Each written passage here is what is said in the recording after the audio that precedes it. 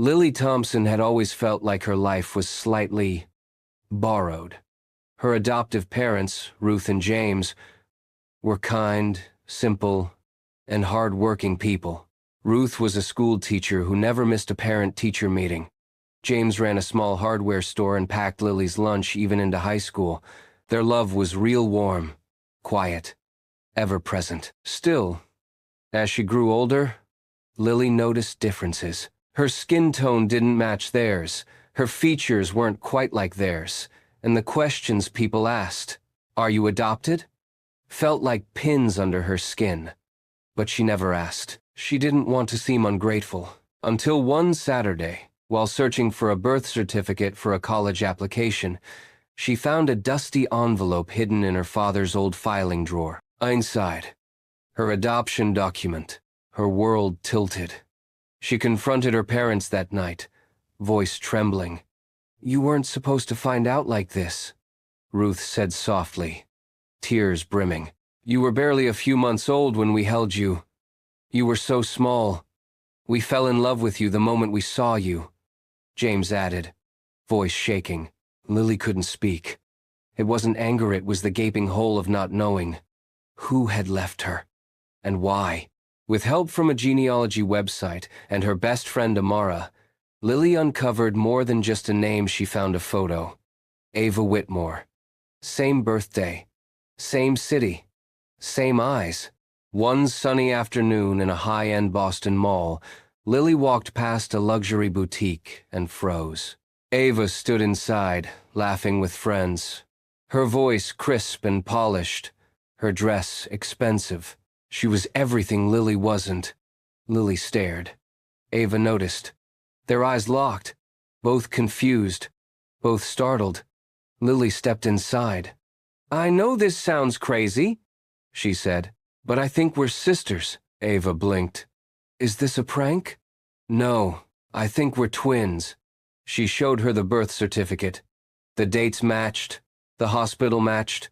Ava was stunned but intrigued. They exchanged numbers. Days later, Ava texted, "My parents want to meet you." The Whitmore estate was straight out of a movie. Tall iron gates, marble staircases, and people who spoke in whispers.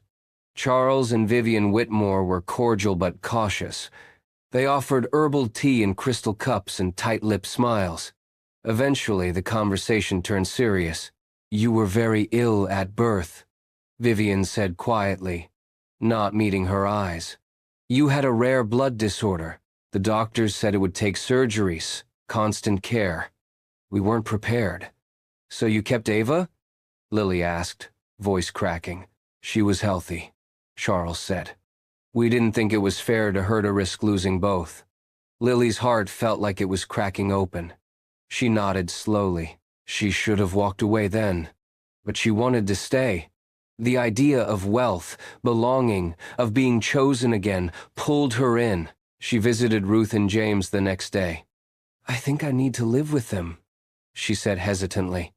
"To figure out who I am." The room was silent for a beat. Ruth whispered, "We'll always love you, Lily, no matter where you go." James added, "Just don't forget who held your hand when you learned to walk." She hung up, heart torn but determined. In the beginning, it felt like a dream. Lavish rooms, a designer wardrobe, invitations to elite events, but it didn't last. Ava was cold, dismissive, jealous. She mocked Lily's clothes, corrected her speech, even introduced her as the stray we brought home at a family gathering. Worse, the Whitmores were distant. They provided Yas, but they didn't see her.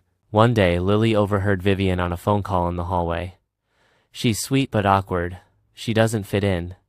She's not polished like Ava." The final straw came at Ava's birthday gala.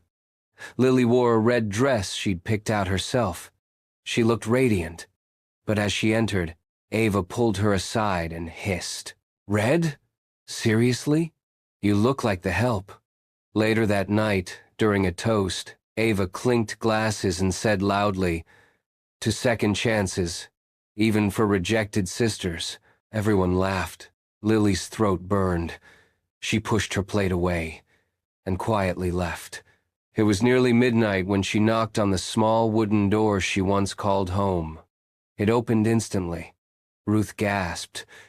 "Lily!" Tears spilled down Lily's cheeks.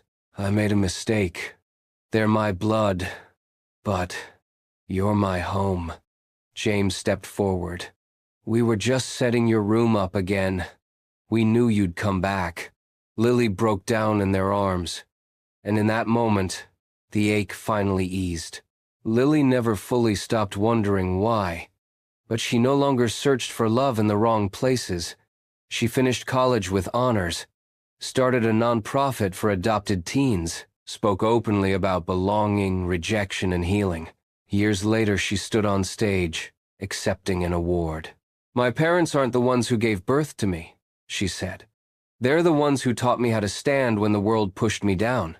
Family isn't about blood. It's about love.